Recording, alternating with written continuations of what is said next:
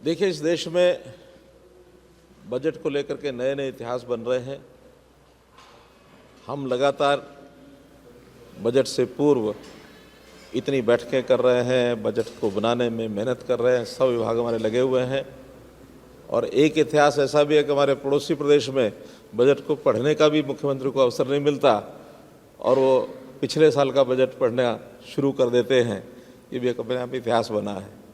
लेकिन मित्रों, बजट एक बहुत महत्वपूर्ण एक विषय होता है, ये अवसर होता है, दस्तावेज होता है, जिसमें प्रदेश के लोगों का ज़्यादा से ज़्यादा कैसे भला किया जाए और आने वाला वर्ष हमारे काम का किस प्रकार से जनहित में काम करने का जो एक खाका है वो तैयार किया जाए। तो इसलिए हम जितने भी स्टेक होल्डर्स हैं उनसे सबसे बात कर रहे हैं।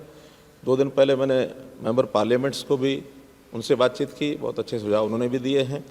और अभी विभागों के अनुसार जो चर्चा हमारी चल रही है, आज ये दूसरी मीटिंग उसमें थी। पहले कुल 32 विभागों ने उस दिन अपना पार्टिसिपेट करके अपने अपने सुझाव दिए थे। आज 10 विभाग जो बचे थे उन्होंने भी अपने विषय बताए हैं।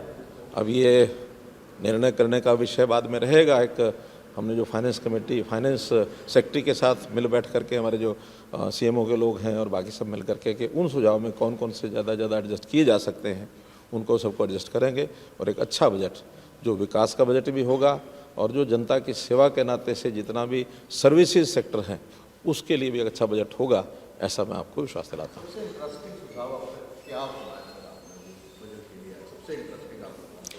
देखिए, बजट सत्र 20 तारीख से शुरू होगा और कई दिन तक चलेगा और जो इंटरेस्टिंग सुझाव होंगे वो सारे उसमें प्रस्तुत किए जाएंगे, तो आपका ज्ञानवर्धन होगा।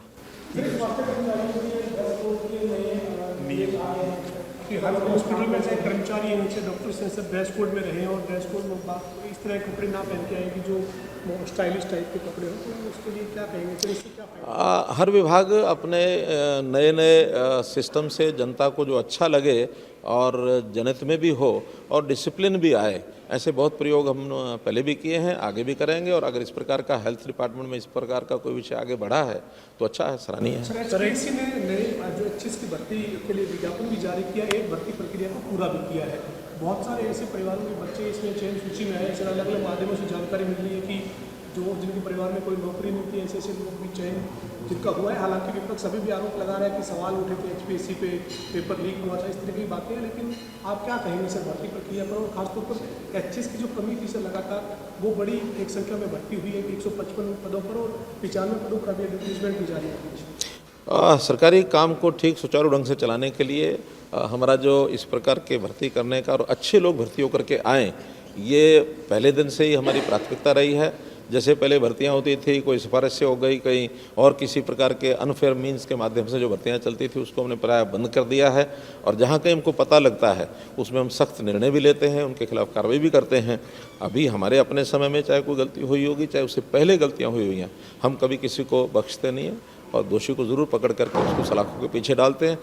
पिछले साल मात्र में लगभग 650 लोगों को हमने अरेस्ट किया था, जो इस प्रकार के नकल के केसेस में या कई प्रकार के हथकंडे करते हुए जो पकड़े गए थे। तो इसलिए अब फेर भर्तियां जो होती हैं उस समय भी विपक्ष को तकलीफ हो जाती है कि फेर भर्तियां भी क्यों हो रही हैं। तो इसलिए फेर भर्ती के लिए सब कुछ करेंगे, हम अपनी ओर से भी करेंगे और मैं कहता हूँ विपक्ष भी कोई अच्छा सुझाव देगा उसको भी मानेंगे। हमारी जो भर्तियाँ होती हैं वो सरकारी कर्मचारी लगभग 30 से 35 साल तक प्रदेश की जनता की सेवा करता है, तो इसलिए अच्छे लोग आएंगे तो जनता को उसका लाभ होगा।